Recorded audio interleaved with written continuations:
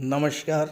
ज्योतिष शास्त्र में श्रद्धा और विश्वास रखने वाले सभी जातकों का पारलौकिक जगत चैनल में बहुत बहुत स्वागत है। आज के इस वीडियो में हम बात करेंगे मेष राशि के जातकों की कुंडली में नवंबर 2022 में अलग अलग डेट्स पर बनने वाले गज केसरी राजयोग के बारे में। मैं आपको ये भी बताऊंगा कि ये राजयोग आपकी कुंडली में किन किन डेट्स पर और किन किन भाव में बन रहा है, ताकि आप उसी के अनुसार अपनी प्लानिंग कर सकें। गज केसरी राजयोग कैसे बनता है? कुंडली में देवगुरु और चंद्रमा की युति या दृष्टि संबंध से बनने वाला राजयोग होता है, और चंद्रमा पर बुध या शुक्र की दृष्टि पड़ने से भी गज केसरी राजयोग बनता है। ये राजयोग इतना श्रेष्ठ राजयोग होता है कि किसी भी जातक की जन्म कुंडली में बन जाए तो उसे धन संपदा, संतान सुख, स्त्री सुख, माता पिता भाई बहनों का सुख, मान सम्मान, यश कीर्ति, ये सब कुछ जीवन भर मिलता रहता है। और ये राजयोग हर व्यक्ति की गोचर कुंडली में हर महीने कुछ विशेष तिथियों पर बनता है, लेकिन आपको इसकी जानकारी नहीं हो पाती और इसलिए आप इसका लाभ नहीं ले पाते।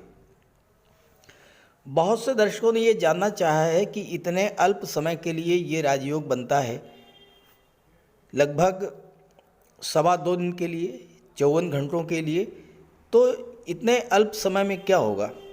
तो मैं आपको बता दूं कि किसी भी राजयोग का लाभ 2 दिन तो क्या 2 घंटे में मिल जाता है, अगर आपकी जन्म कुंडली में राजयोग बनाने वाला ग्रह मजबूत स्थिति में हो, या फिर आपके जीवन में उस ग्रह की महादशा या अंतर्दशा गतिमान हो।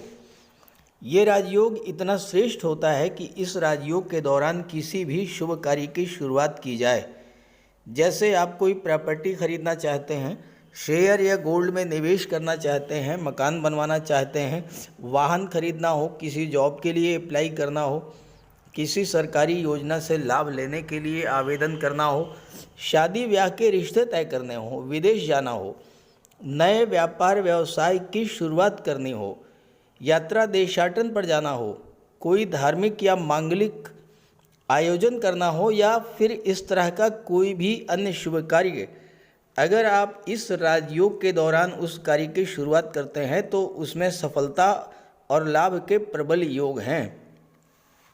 यहाँ एक बात और, अच्छे समय का इंतज़ार करने से बेहतर है कि वर्तमान को ही अच्छा बना लिया जाए, और साथ ही साथ जब भी आपके जीवन में शुभ समय आए, शुभ योग बने, तो उसका पूरा लाभ उठाएं। इसी उद्देश्य से ये वीडियो अपलोड कर रहा हूँ, ताकि आपको शुभ समय की, शुभ मुहूर्त की जानकारी हो सके और आप शुभ समय पर शुभ कार्यों की शुरुआत करें और उसका पूरा लाभ उठाएं। ये विश्लेषण आपकी चंद्र राशि के आधार पर किया जा रहा है, और वीडियो के अंत में मैं आपको देवगुरु बृहस्पति के उपाय भी बताऊंगा। तो चलिए वीडियो शुरू करते हैं। तो ये है मेष राशि के जातकों की कुंडली। आपके लग्न के स्वामी हैं मंगल, और इस समय मंगल का गोचर शत्रु राशि में है। मंगल आपके लिए शुभ फल देने की स्थिति में नहीं है, लेकिन मंगल देवगुरु के परम मित्र हैं, और देवगुरु ज्योतिष शास्त्र में महामंत्री का दर्जा प्राप्त हैं। मंगल सेनापति हैं, सूर्य राजा हैं, तो देवगुरु का विशेष प्रभाव रहेगा मेष राशि के जातकों पर। और मैं आपको ये भी बता दूं कि किन किन क्षेत्रों में कोई आप नई शुरुआत कर सकते हैं और उसमें आपको ज़्यादा लाभ होगा। जैसे इंजीनियरिंग का क्षेत्र है, कोई टेक्निकल फील्ड है, आर्मी, एयरफोर्स या नेवी का क्षेत्र है, या पुलिस विभाग, या मेडिकल और सर्जरी का क्षेत्र, या फायर रिलेटेड वर्क, या इस तरह का कोई कार्य जो है वो मंगल से संबंधित है, तो मेष राशि के जातक इन क्षेत्रों में कोई नई शुरुआत कर सकते हैं।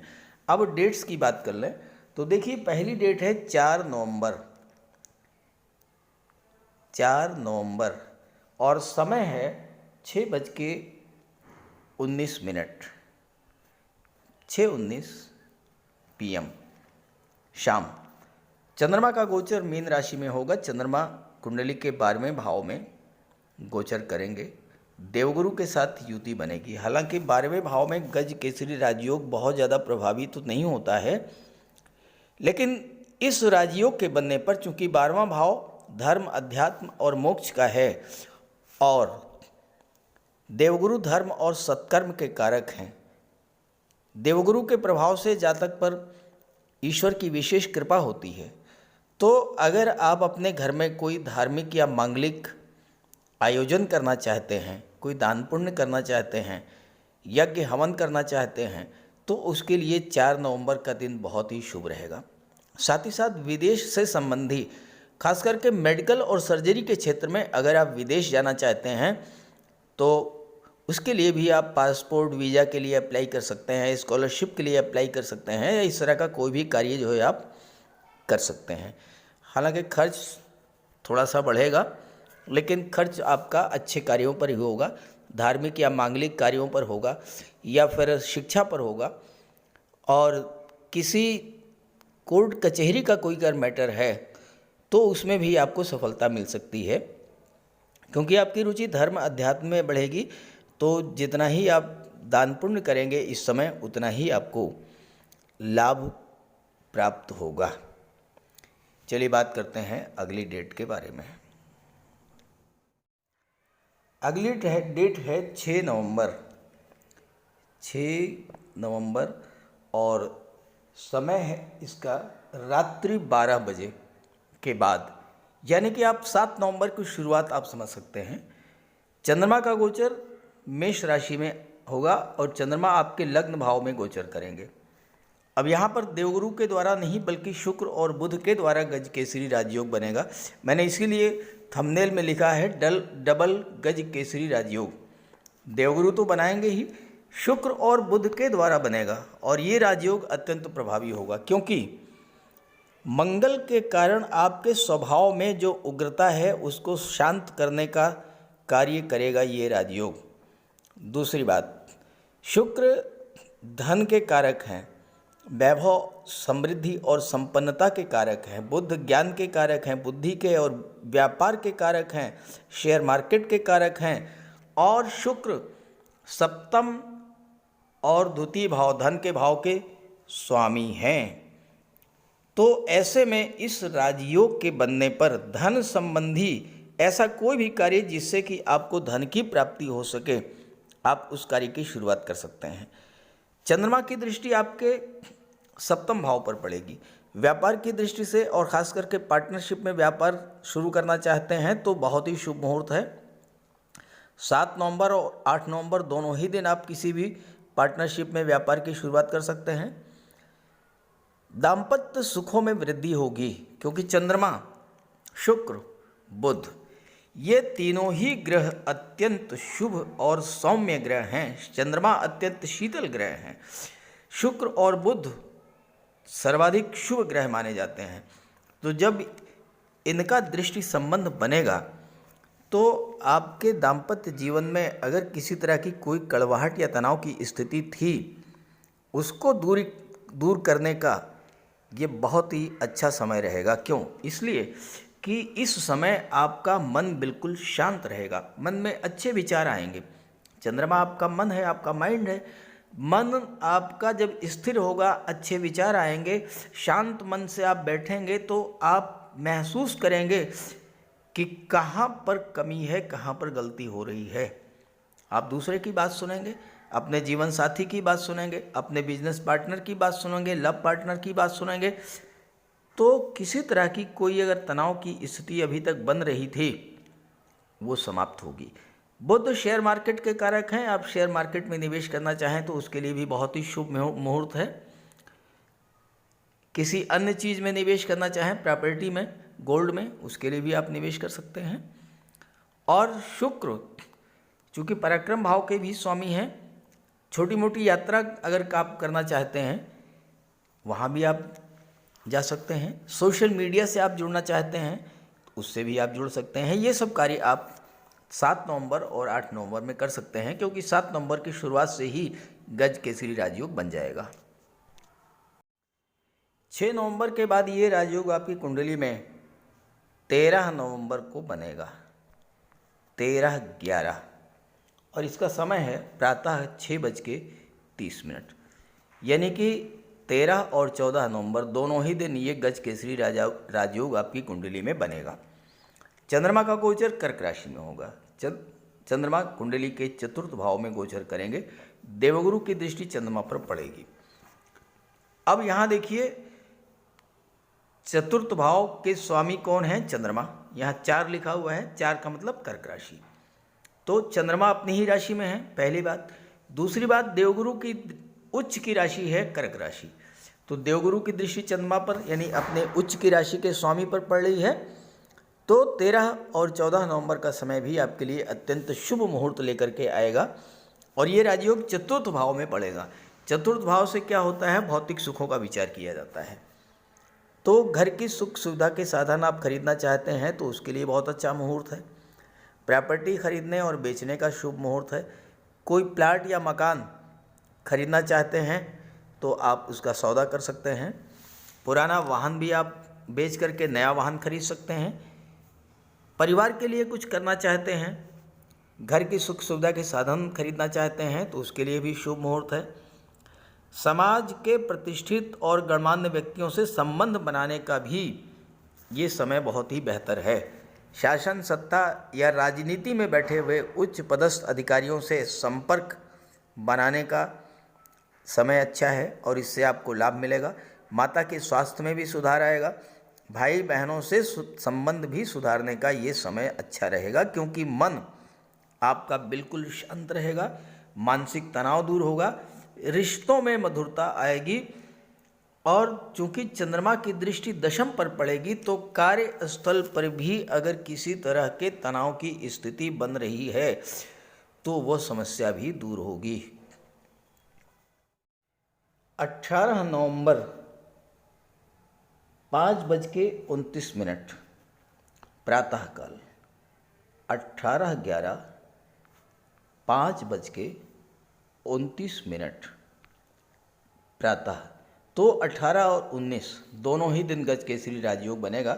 चंद्रमा राशि परिवर्तन करके कन्या राशि में गोचर करेंगे कुंडली के छठे भाव में। देवगुरु की दृष्टि पड़ेगी चंद्रमा पर।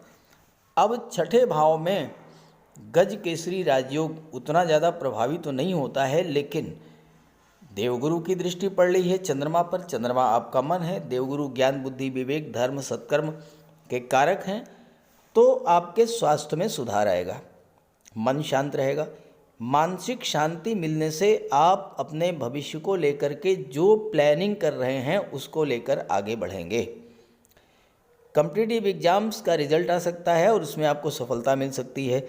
चूँकि देवगुरु धन के कारक हैं तो आपकी धन की भी प्राप्ति हो सकती है और आपका कर्ज अगर कोई है तो वो उतर सकता है। साथ ही आप किसी शुभ कार्य के लिए लोन लेना चाहते हैं तो बैंक या गवर्नमेंट के से लोन के लिए अप्लाई करने का भी शुभ मुहूर्त है। पुरानी शत्रुता दूर करने का भी बेहतर समय है। अपने अहम को भुलाकर अगर आप प्रयास करेंगे तो निश्चित सफलता मिलेगी। ननिहाल पक्ष से आपके रिश्ते मजबूत होंगे। नाना मामा देवते के साथ किसी व्यापार की शुरुआत कर सकते हैं। ननिहाल पक्ष से धन की भी प्राप्ति हो सकती है और चंद्रमा की दृष्टि विदेश भाव पर पड़ेगी तो विदेश से भी धन प्राप्त हो सकता है। साथ ही कोई धार्मिक या मांगलिक आयोजन करने के लिए भी ये मुहूर्त अत्यंत शुभ है। कोर्ट कचहरी के मामलों में भी सफलता मिलेगी और अस्पताल के चक्कर से भी आपको मुक्ति मिलेगी।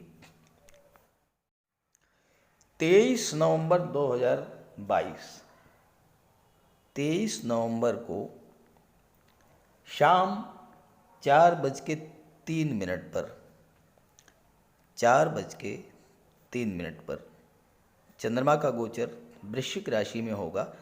कुंडली के अष्टम भाव में चंद्रमा का गोचर होगा और देवगुरु की दृष्टि अष्टम पर पड़ेगी, चंद्रमा पर पड़ेगी। अब ये 23 और 24, 25, 23 को 4:03 पर ये राजयोग बनना शुरू हो जाएगा। तो 24 और 25 दोनों ही दिन इसका प्रभाव रहेगा। अष्टम भाव में भी गज केसरी राजयोग बहुत प्रभावी नहीं होता है, लेकिन देवगुरु की दृष्टि पड़ रही है चंद्रमा पर। अष्टम भाव आकस्मिक घटनाओं का होता है। अकस्मात कोई शुभ समाचार आपको प्राप्त हो सकता है। कोई शुभ घटना आपके जीवन में घटित हो सकती है।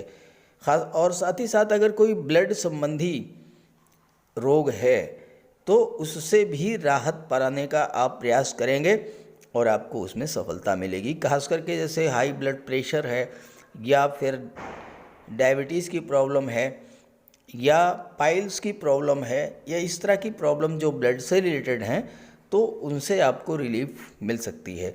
योगा ध्यान में आपकी रुचि बढ़ेगी और उससे भी आपके स्वास्थ्य में सुधार मिलेगा। अचानक से धन प्राप्ति का योग बनेगा। ससुराल से बिगड़े संबंधों को सुधारने का भी ये समय बहुत अच्छा है। बीमा agent, share broker, commission agent, इस तरह का कार्य आप शुरू करना चाहते हैं तो आप शुरू कर सकते हैं। अष्टम भाव भूमि के नीचे के पदार्थों का है, तो आप कंस्ट्रक्शन का कार्य शुरू कर सकते हैं, रियल एस्टेट का काम शुरू कर सकते हैं, कंस्ट्रक्शन मटेरियल के होलसेल या रिटेल डीलर बन सकते हैं, गैस एजेंसी, कोयला, मेटल ट्रांसपोर्ट का कार्य भी आप शुरू कर सकते हैं। और चंद्रमा की दृष्टि धन के भाव पर पड़ेगी तो धन के संचय और निवेश के लिए भी ये शुभ मुहूर्त रहेगा। तो इस तरह से नवंबर के महीने में किन किन डेट्स में गज केसरी राजयोग बन रहा है, इस पर मैंने चर्चा की है। आप किसी भी शुभ कार्य की शुरुआत इन डेट्स में करें और देवगुरु बृहस्पति और चंद्रमा का उपाय जरूर करें। चंद्रमा के लिए तो भगवान भोले शंकर की आराधना करें। सोमवार के दिन मंदिर में जाकर के भगवान भोले शंकर को दुग्ध अर्पित करें, बेलपत्र अर्पित करें और साथ ही साथ पूर्णमासी के दिन चंद्रमा को अर्घ्य दें। जहाँ तक देवगुरु की बात है, आइए उपायों पर बात कर लेते हैं। कुंडली में देवगुरु बृहस्पति का बहुत ही महत्वपूर्ण स्थान है, क्योंकि देवगुरु कुंडली के पंचम और नवम भाव के कारक होते हैं। पंचम भाव से संतान का विचार किया जाता है, शिक्षा का विचार किया जाता है और नवम भाव से भाग्य का विचार किया जाता है। गुरु ग्रह भाग्य के लिए जिम्मेदार माने जाते हैं और किसी भी कार्य की सफलता के लिए देवगुरु का मजबूत होना बहुत ज़रूरी है। जब कुंडली में देवगुरु मजबूत होते हैं तो भाग्य का साथ मिलता है। जिस काम में हाथ डालते हैं वो सफल होता है। विवाह समय से होता है, शिक्षा अच्छी मिलती है, गुरु की कृपा रहती है, धन की प्राप्ति होती है। तो देवगुरु के लिए कुछ उपाय बताने जा रहा हूँ, उपाय ज़रूर कीजिएगा। अगर आपकी जन्म कुंडली में गुरु कमज़ोर स्थिति में है तो आपको गुरुवार का व्रत करना चाहिए। स्नान करते समय जल में आधा चम्मच हल्दी डालकर स्नान करें। स्नान के बाद पीले रंग के वस्त्र धारण करें और साथ ही साथ केसर या हल्दी का तिलक लगाएं और गुरुवार के दिन भगवान विष्णु की उपासना करें। घर में केले का एक वृक्ष लगा लें, उसकी पूजा करें, उसकी सेवा करें। भोजन में चने के बेसन, चीनी और घी से बने लड्डू का सेवन करें और अपनी क्षमता के अनुसार पीले वस्त्र, हल्दी, शहद, धार्मिक पुस्तकें, इन सब का दान कर सकते हैं। अगर गुरु ग्रह कमज़ोर है तो पुखराज धारण करें, लेकिन इसके लिए किसी योग्य ज्योतिषी की सलाह ले लें। माता पिता, गुरु और बुज़ुर्गों का सम्मान करें, उनकी देखभाल करें और उनका आशीर्वाद प्राप्त करें।